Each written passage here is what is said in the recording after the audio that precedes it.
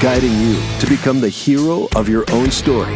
This is the Journey Principles Radio Show, where you are the warrior and we are your weapon. Now, here are your hosts, Josh Bledsoe and Master Life Strategist, Stephen Scoggins.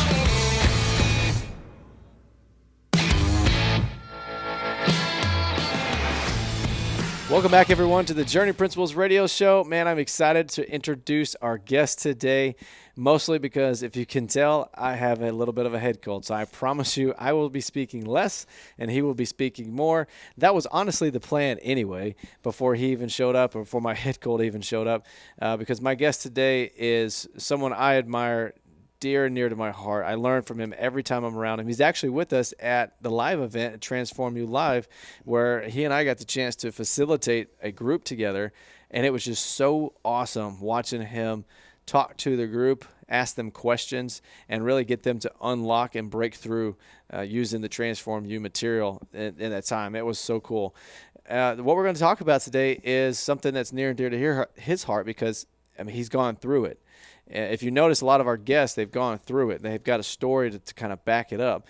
And this month, we're all about the emotions. This is the Emotional Pillar Month, and I can't think of a better way to kick it off than with my friend, Dr. Jason Newsome here. And today's show is all about overcoming emotional adversity. He spent more than 10 years in the counseling world, right? More than 10? Yes.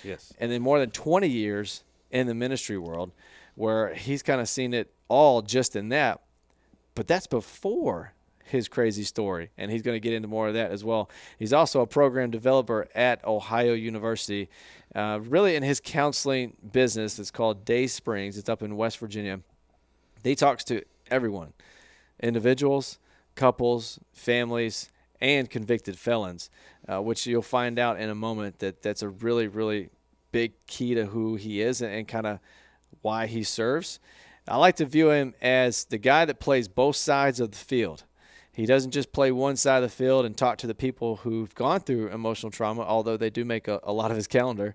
He also talks to the people that cause that emotional trauma, and he helps them get out of it. And he's not really one of these counselors that pulls any punches, because your emotions and the things that you're going through are far too important to just leave up to someone that's got fluffy clouds and rainbows and everything's going to be okay. Right, Jason? That's right. Man, I'm so excited to have you on the show. So good to be here, Josh. And he drove from West Virginia. He drove like 6 hours to be here. I did. Thank you for that. I love hanging out with the Journey Principles Institute. You guys are great. We love having you, man. Great friends of mine. Haven't seen you for a minute. Haven't seen you since Transform You. So that's right, yeah. It's been maybe a little longer than I would like to have been, but it's really great to be back here with you. Well, thanks for coming in, man. We're going to talk today about the overcoming emotional adversity, something you talked to people about, something you had to do as a young man. Can you take us back to that young man, that young Jason that needed to kind of work through some stuff and then build up into the counselor you are today? Sure. You know, life is full of all kinds of things. So it's full of all kinds of adversities, all kinds of difficulties. Yeah. I think one thing that happens to us is we get into this comparison mode sometimes, trying to compare, you know, what I'm going through to what you're going through to what, you know, this person over here is going through. Yeah. And just before I say anything about my story, let me say clearly that I know people that have gone through less than I have. Yeah. I know people that have gone through far more and far worse things than I have. So as anytime you hear someone's story, don't get caught up in, well, you know, they went through more than I did, or they haven't been through half of what I. Don't get into either. That's such a good way to set that up. Thank you. Because it's really irrelevant. It is. Yeah. It's irrelevant. Yeah. We all have a unique experience. We all come through that a different way. That's right. So for me, you know, at the age of 5, I was molested by a family member at the age of 5.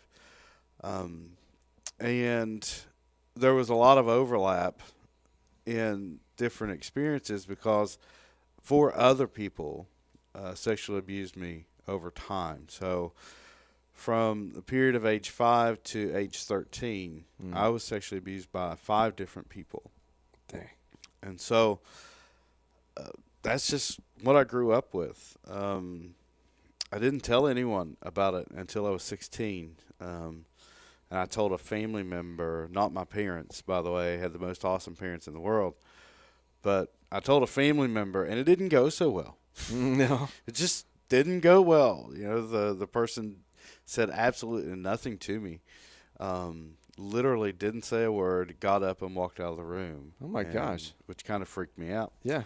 So It'll freak anybody out. yeah, I just decided, well, no, I should probably just keep this to myself. Right? Oh, man. But as an adult, I had told a couple of people, a couple of my older sisters, those sorts of things.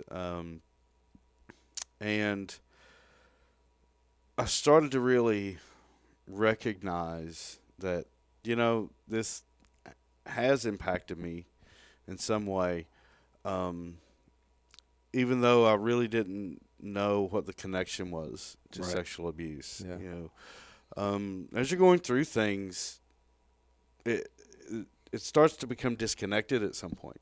Right. Yeah. Right? You disconnect it from reality. Yeah. It doesn't. You know, I've always had this people pleasing tendency. Yeah.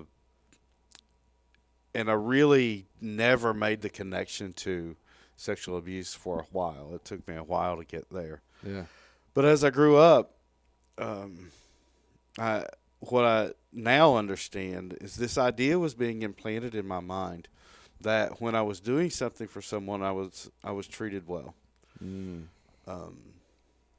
Unfortunately, particularly the last person that sexually abused me, he was rather brutal at times.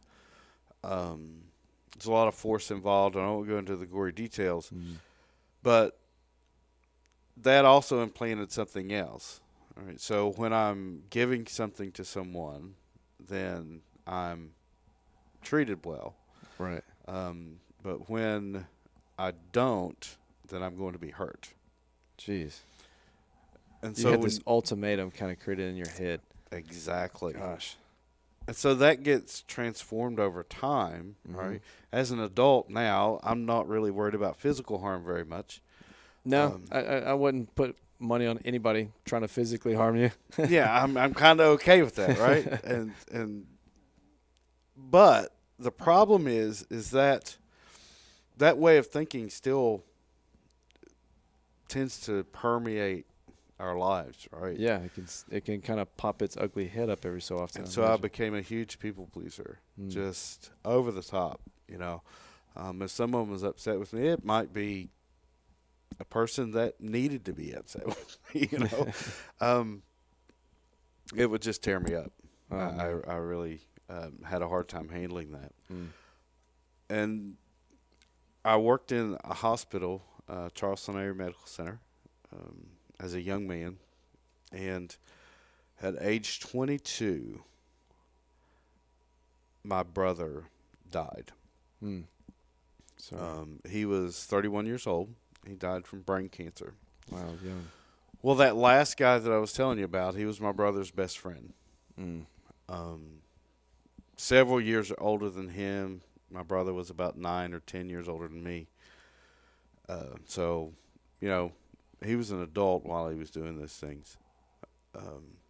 So I go to my brother's funeral, and in West Virginia, and I think probably here in North Carolina as well. We had this tradition at the end of the funeral, everybody walks by the casket, sort of says their last goodbye kind of thing.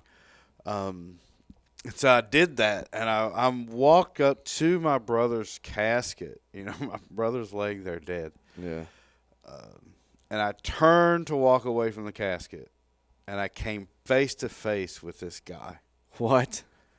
And, yeah, exactly. That was my reaction. Did What? you just go woof at that moment? I kind of froze. Like, what do I do? Yeah. What do I do here? You know, I didn't know. I mean, am I supposed to say something? Am I supposed to punch the guy in the face? What did you do? I did the only thing that I could do. I didn't open my mouth. I didn't say a word. After I stood there for a few seconds, I reached out and I shook his hand. And that was a moment. It was kind of a bit of a defining moment for me. I can imagine. How hard you squeeze that hand? It was normal. It's a normal handshake. But I remember looking him directly in the eye during that handshake. And I think I placed forgiveness in his hand that day. Uh-huh. Now, let me also say that forgiveness is not a momentary process. No, sir. It wasn't for me. Yeah. I don't think it is for most people. It's not an easy button we could just click and it's done. Right. But that started that process for me. Yeah. That process of distancing myself from abuse. Did it also help you, when you're telling me the story, I'm putting myself in your shoes and trying to think what I would do. I don't know what I would do, just like you at the moment didn't know what to do. Did it also elevate you above the circumstance in the sense of you're not overpowering me anymore? I'm better than this. I'm a champion over this. That's the way it made me feel. I can see that maybe now. Yeah. I'll say at the time, no. Okay. At the time, I'll be perfectly honest. At the time, it just freaked me out. Yeah. Right. Yeah. But adrenaline flowing, everything. But I do remember. I remember some specific thoughts that I had at the time. One of them is that I looked at this guy, and I remember thinking how sad I was for him. That this person who was really capable of, and I mean genuine kindness at times. Mm-hmm. He was going about his life taking from other people, or at least from me. Yeah. I don't know what he did to anybody else, or if there was. I hope there was no one else. Right. Yeah. You hope not. But that's what I saw. So I saw this person with the capacity to be a genuinely nice guy, to be kind, to be helpful to others, and all those sorts of things. Yeah. And it was this real conflict because he took from me. Yeah. And so whether that elevated me above, those sorts of things, I'm not sure. I know at the moment I didn't experience it that way. Yeah. What I can see looking back, though, is it started this process of distancing me from it. That part of my life really is over. Yeah, and it's not who you are. Right. Yes, it's possible. I just turned 40. It's possible that I could be raped, and men do get raped, and I'm certainly not suggesting that. But for the most part, I'm not worried about that anymore. I don't have to worry about being sexually abused anymore. Yeah. And there's the problem, I think, that happens with trauma is that it follows us. Yeah. And it follows us in some way. Yeah. And so it's obvious, okay, 40-year-old guy, unless it was some kind of violent attack, which unfortunately those things happen. But aside from that, I'm probably not going to be abused. Yeah. Right. So how does that apply to everything else? Well, so we start to look at generalizations that we make. Mm-hmm. So going back to what I said previously, those ideas that when I give, then everything's okay. Yeah, but when I don't, when I say no, then I get hurt. Yeah. And so as an adult, that comes out very differently. Right. Yeah, it can. Yeah, I can see where you're going with that. How did you get over that? Like, how did you said you started to feel that separation. How did you keep that gap and that distance? Because, I'm thinking, man, this had a lot of emotional imprint on you. Mm-hmm. How did you keep that distance and get over those things? It's a matter of changing the way I thought about myself over time. Self-talk? Yeah, a lot of self-talk, a lot of just looking at things and realizing that what I believed wasn't true. Wow. Yeah. Which is hard to do. Yeah. It's actually really hard to do. Convincing yourself. Yeah, because we all have beliefs that aren't true. Yep. All of us do. None of us, well, hopefully we don't know what they are. Because if you do know what they are, just go ahead and switch it and be done. But we all believe things that aren't true. You know, we believe things about ourselves that aren't true. We believe things about other people that aren't true. We believe things about God that aren't true. We believe things about how the world works that aren't true. Yeah. You know, and when those things get activated, so to speak, it can be really difficult. Yeah. It's a really difficult thing. Yeah. So you're going through this emotional, traumatic childhood, and then you have this moment at the funeral home, at your brother's funeral, of all places. You're already in an emotional state, right? And then this hits you literally smack in the face. But instead of taking you back to a really dark place, it actually projected you away from it. Yes. Which is sometimes the opposite of what we hear folks talk about. And to be honest with you, I think it might be easier for people to get pulled back into that dungeon versus catapulting out of it. And so this is what I think is most unique about you when we have these conversations, and we were talking at Transform You, is that you have a different way of viewing emotion than most people do. You can actually experience something emotional, and you kind of take the emotion out of it. And I try to remove. You look at the evidence, you look at the facts, right? Yeah, I try to not.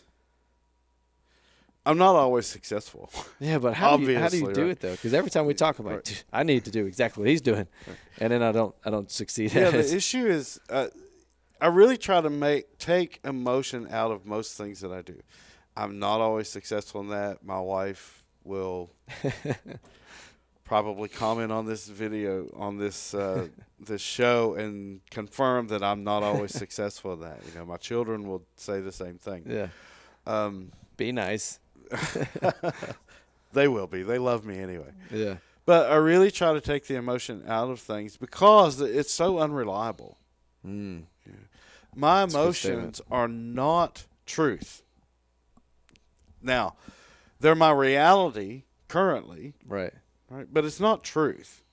And okay. I would rather rest my life on truth than something that may change 5 minutes from now. Yeah. Yeah, truth is more stable, right? It's always there. Yeah. It never changes, right? Yeah. My emotions, any event could put them any which way. That's and true. So I always like to examine the way I'm thinking. Yeah. Because emotions for me, they're like road signs. Road sign. Really. Okay. You know, if I'm feeling frustrated or angry, maybe that's a yellow light. You know, that slow down. Yeah, I may want to yield to something Pump here the brakes because there, Jason. something's about to happen, right? Yeah.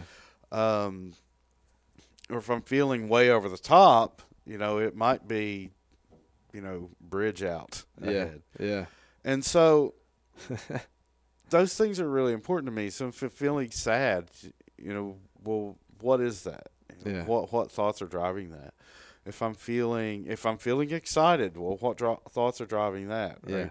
Yeah.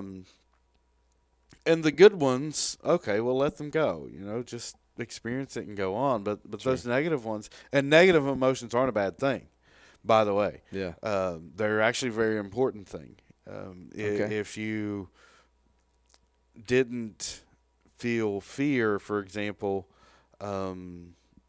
when you see a rattlesnake, well, that could be a problem, right? See, when you put it like that, that makes a lot of sense. I was like, where's he going with this? Because I'm thinking about the negative emotions that creep in my head, and sometimes they make me perceive or even act in a way that's not – it's definitely not accurate, you know. I try to be as close to you as I can, but when you put the rattlesnake analogy in my head, like, okay, that makes sense. But I'll give you another analogy that might help me essentially understand that my negative emotions are not a bad thing. Don't beat myself up over it. At least is what I think you're trying to say. But then move past it. What's something else I might think about? I'll give you something really, really easy. The rattlesnake was pretty easy. Rattlesnake's easy, right? You know, my son is getting ready for all of these auditions. He's going to be a music major in college. Very cool. And so he's getting ready for all these auditions at several universities. And there's some anxiety involved in that. Yeah. Generally speaking, anxiety is not a good thing. Right? We don't want to be afraid. We don't want to be fearful. Yeah. However, a little bit of anxiety can cause something else. It causes them to work harder beforehand. Gives them a little bit of an edge. Right. Okay. All right. I see. So that's a good thing. Yeah. Yeah. Being anger is a sign. It is a sign that I believe that my rights are about to be violated, or the rights of somebody I love, or I'm about to be harmed, or have been harmed, or you see what I mean? It's really just a road sign. It's nothing more, nothing less. Got it. It's unpleasant in the moment, Right. but it's not a bad thing, because it shows you where to go. Sure. I mean, it's the next, it's your GPS. Yeah. Turn here. Yeah. That relates to behavior in a pretty significant way, though. Yeah. Because I act many, many times based on how I feel. Yeah. And so I act, I'm either going to try to relieve the emotion, I'm going to try to heighten it, or I'm going to try to counter it in some way. Right? Yeah. One of those three. That's so true. And so, but I always have a choice in how I act. Yep. 100% of the time. We always do, don't we? And there's where we don't like to acknowledge that a lot. Yeah. But regardless of how I feel, 100% of the time I have a choice in what I do. Yep. Which includes the words that come out of my mouth. Yeah. That's for all husbands and wives watching. Exactly. Yeah. And you kind of have to be careful of that too with words coming out of your mouth, because you see a lot of people as a counselor. I do. I want to kind of get to that point. All right. So we've walked the audience about, where you were as a young man, a little bit of how you got over the emotional trauma, maybe some more of those tactics of how to overcome emotional trauma will come out in this next piece. But you could have done anything. You really could have done anything. You're one of the smartest people that I know. You hide it well. I paid him lots and lots of money to say that. You hide it well, and you like to hide behind the hills of West Virginia. So I'm not that smart, but this guy, he's very smart. You could have done anything. Why did you choose to go into counseling? It was unintentional for me. I was a lab guy for a long time. So I worked at a hospital, local hospital, large hospital in Charleston. Yeah. Worked there for 8 or 9 years. I don't quite remember. It's all a big blur. Yeah, it's a big blur. A lot of good reasons. Yeah. Excuse me. But I was also serving in a small church. Mm-hmm. I was serving as associate pastor there. Mm-hmm. And, everyone, it seemed, had some kind of problem that they wanted help with. And they would come to me and their daughter's cutting, or they're really depressed and suicidal, or some kind of addiction issue, or you name it. Yeah, right? yeah. And working at a church, I can imagine you'd see a lot of stuff all the time. You get it all the time. Yeah, yeah. You get it all the time. It's a safe place. But I wasn't trained to deal with any of those things. And so I would refer people. I would just refer people to, some mental health folks that were around. But they kept coming back to you. That always. Because you're that safety net, that, you're that person that's safe and approachable. Okay. So I decided, I'm going to go get a master's degree in counseling because I need to know how to help these people. Yeah. Had no intention to practice ever. Just no intention. I had a great job. You just wanted to help the folks that were coming to you. Just wanted to help the folks. Okay. And so I did. And when you're getting a master's in counseling, you get to this point where sort of a lot of your academic stuff is finished, and you get to practicum, where you're actually seeing people. Yeah. Supervised, but seeing people. And I really fell in love with it. I just fell in love with it. Fell in love with the process, really, of walking through a difficult period of life with someone. Yeah. And watching them come out the other side. That was just, I just really fell in love with that process. I can see how that ties into you now, because I think that's the first time I've ever asked you a question. It's like, what brought you to counseling? I was just in awe of the way you looked at things and the way you kind of managed things, but it makes perfect sense because you took the emotions out of your previous life and your previous decision. And now you're talking about a process where you take the emotions out of someone else's junk that they're going through, and you walk them through the path to breakthrough and transformation. I could see where now you fit so perfectly in that. Yeah, it's a matter of looking at things differently. Yeah. As Stephen likes to call it, you kind of just change your perspective by shifting the order. Yeah. I mean, perspective matters so much. Yeah. We get. So when I say we, I mean me. Add so much drama to things that when a real crisis happens, we don't have the energy for it. No, we don't.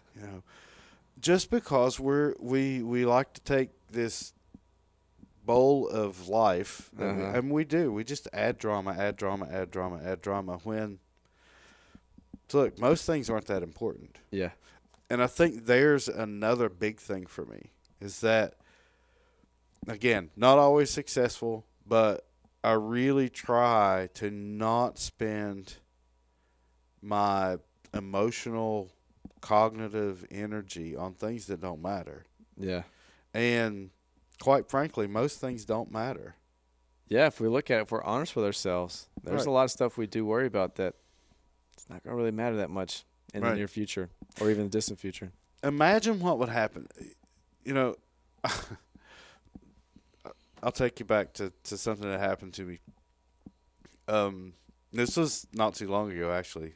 Don't know how long I've had this vehicle. But my wife's grandfather was selling this car, right? And so, grandfather car. Yeah. It's a perfect car. Yeah. Smooth, right? Yeah, 13,000 miles, those kinds of things. Like, yeah, we'll buy that. So I bought it, set it in my driveway, didn't drive it. And it sat there for, I don't know, I don't even remember how long. But anyway, sold the one I was driving. So I was like, okay, well, I'm going to drive Grandpa's car now.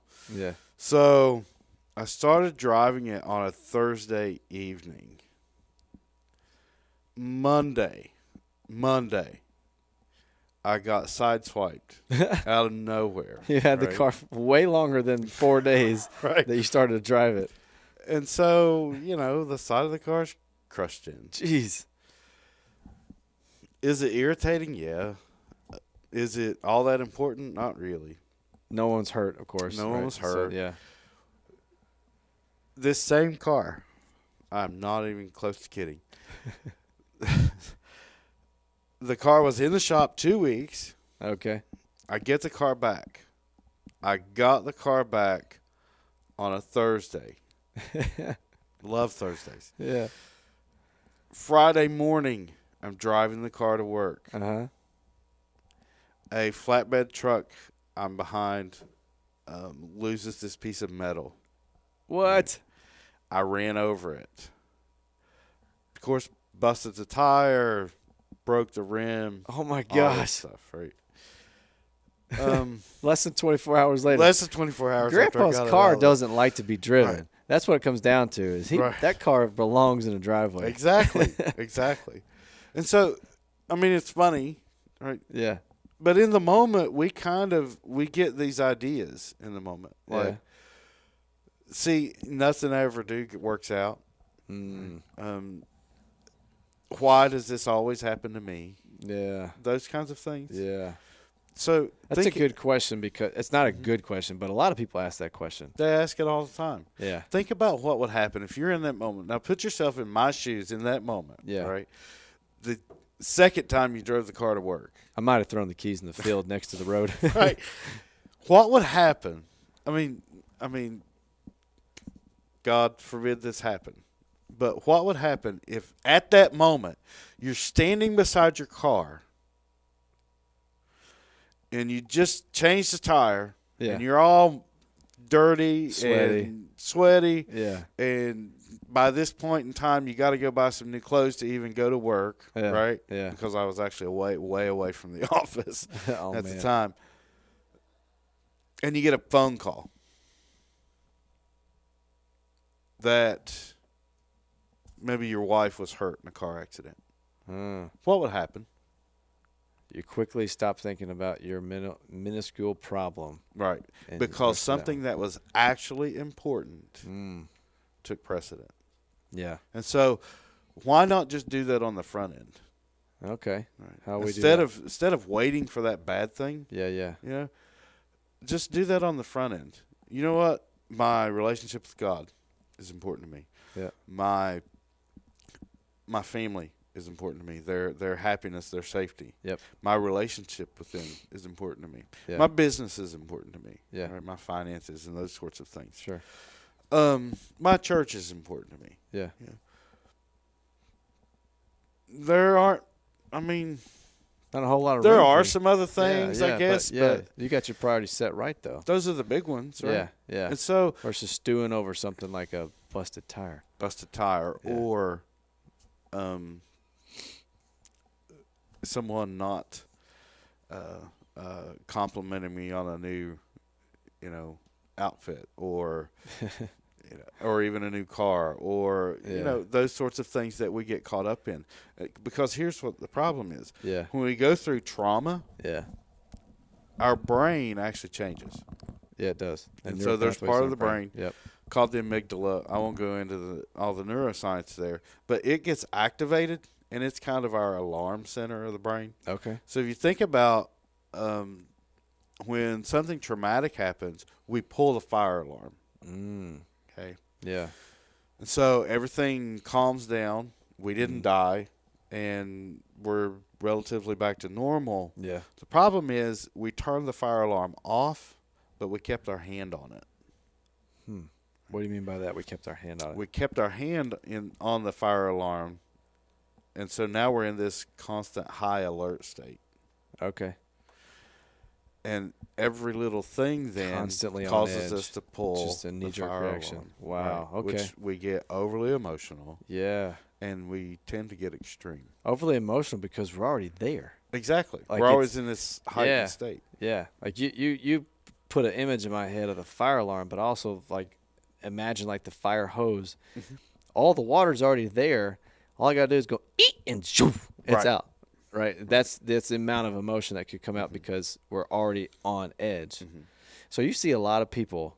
You see a lot of different types of folks. You also see the folks that are causing these emotional trauma as well. Yes. One of my specialties is treating sex offenders. Which to me, I mean, I know you got to be thinking this right now. Like, how does this guy go to treating the people that treated him so poorly as a child? That's just more testament to really your calling and kind of what you're doing. What do you do? How do you help these folks? And you may not be able to lump them all in the same because they're different people, right? Going through very unique things. But how do you keep them from pushing or keeping their hand on that fire alarm? How do you help them walk that journey and take their hand back? Yeah, so, these guys often have been through a lot themselves. Yeah. They tend to have attachment difficulties. Okay. Sometimes they don't attach to people well. Yeah. Sometimes they over-attach to people. And so it could be either one of those. Yeah. Without getting into all those attachment style stuff. But, here's what I know and what I've kind of learned over time is that if I can help someone build a better life for themselves, then they're less likely to do harmful things to others. So true. Very true. And so, that's really my quest. Yeah. Is how do I help you build the best life possible for yourself? Yeah. Because, you know what? The best life possible for you probably doesn't include committing crimes. Usually not. Yeah. Yeah. I would say out of a list of maybe 5 things that probably wouldn't make the top 5. Probably doesn't get there, right? Yeah. It probably doesn't mean having terrible relationships. Yeah. It probably doesn't mean being unemployed. Yeah. True. Right? And so let's figure out what isn't included in a good life. And so how do we keep those things away? Okay. And so you kind of put them in their own little bucket, some things that they had already been doing before. Exactly. You You recognize it. You help them take some ownership of it. They put a little bucket. What do you do with this bucket? And so how do we try to figure out how do we keep those things away? Yeah. Because that's important. Yeah. That's sort of the risk management part. Yep. Is keeping those things away. That's right. But there's another side. Okay, so now we know what's not part of a good life. Well, what is? Yeah. What is that for you? What is a good relationship with family members? What is a good romantic relationship? What's a good job? Those are got to be good questions to ask, because a lot of times when you're talking to these folks, I imagine they only know what they only know. Right. And they could have been raised in an environment where none of that stuff even existed. Exactly. It may have not existed. Yeah. For many, that's true. Yeah. Actually. Wow. And so here, the thing is that if I go after the things that are part of having a good life, that's going to naturally take me away from the things that I need to stay away from. It's just natural. It just happens all by itself. Yeah. And so I really take that approach. Okay. You have to really care about people. I've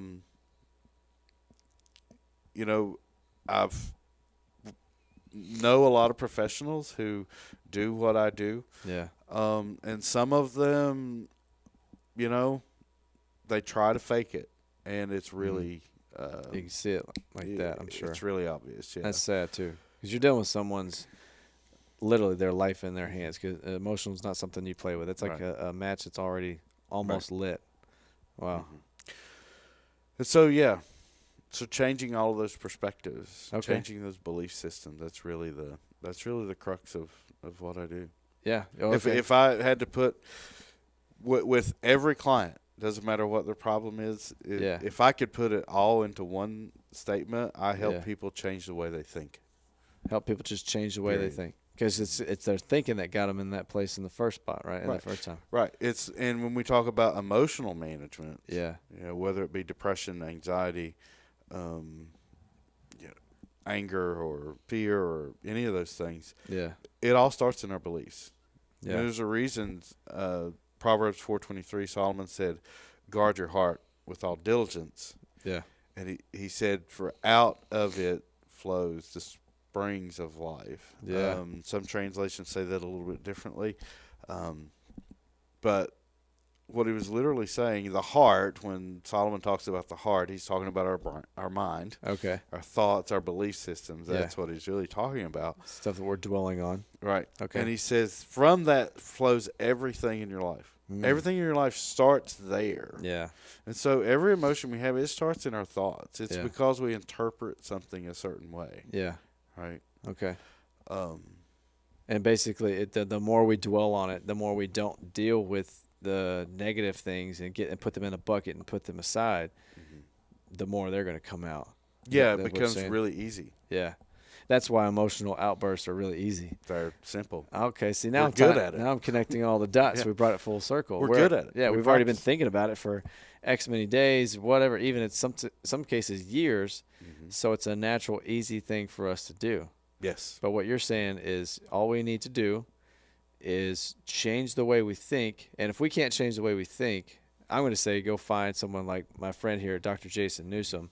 Maybe don't live in West Virginia, but you can live, if you live here in North Carolina, the Journey Principles is there. But anywhere you're around, find someone that's trusted, highly recommended, and go to them and say, I need to think differently. There's some ownership of that. I'm sure you hold some people accountable in your sessions, right? It's not just, you don't do it for them. Absolutely not. You can't do it for them, right? I can't do it for them. It'd be really easy to just tell people how they need to think. Sure. Yeah. By the way, it happens every day on social media, right? It does. Yeah. How does it work out? Not so great. Not real well. Not so great. It just causes a fight, right? Exactly. And so that's an argument. Yeah. So what are some steps you might want to leave somebody with that maybe they've gone through some emotional trauma in the past? They're ready to break free of this. They're ready to get it out. What are some steps that they might be able to take today that'll move them in that good direction? I have a few. Awesome. So if you're feeling any kind of constant negative emotions, I said something earlier. I said negative emotions aren't always a bad thing. Sure. If they're chronic, meaning they're there kind of most of the time, that's a problem. Yeah. So if you're feeling And this could be anything, okay? So it could be anxious, maybe even to the point of panic attacks. If you're feeling depressed, if you're feeling constant sort of anger issues. Yeah. Some people describe feelings of emptiness, those sorts of things, or even loneliness, for that matter. Those are warning signs for problem thinking, right? Okay. And so I would encourage you to sit down when you're feeling those things and just write down everything that's in your head. Doesn't have to be like a complete sentence or legible. No. Just get it out. Write it. Okay. Just write anything that's in your head, whatever's crossing your mind. All right. What you'll see over time is there are some patterns. Oh, okay. And so there might be some patterns. For example, if I'm feeling depressed, and if we looked at at anxiety and depression as sort of as a dichotomous pair. Sure. I have a tendency toward depression if I was going to do either one. I don't worry a lot, but man, I could ruminate like nobody's business. So, maybe I'm sitting down and I start writing, and I write, I'm feeling guilty about something that happened 10 years ago. Okay. It could be anything. Or maybe I believe that just my life is as good as it's going to be, and it's not very good now. Okay. Maybe, all right, I'm not worth much because I couldn't do X, whatever that is. Okay. And so you'll start to see those patterns if you really just sit down and honestly write. Yeah. Don't filter, just write. Yeah. You'll start to see those things. But then recognize that those are beliefs that I have, and they might be wrong. Most likely. They might, they might be wrong. I was going to ask, how long should they keep this document around? Because it sounds like it's a very dangerous piece of paper now when they put all these false beliefs down. And so once you see them, yeah, now we have to look and see if they're true. Okay. So this is the second step, is see if they're true? This is the second step. Okay. Is to examine them and see if they're true. Most of us don't walk around even considering that what we believe is wrong. Right.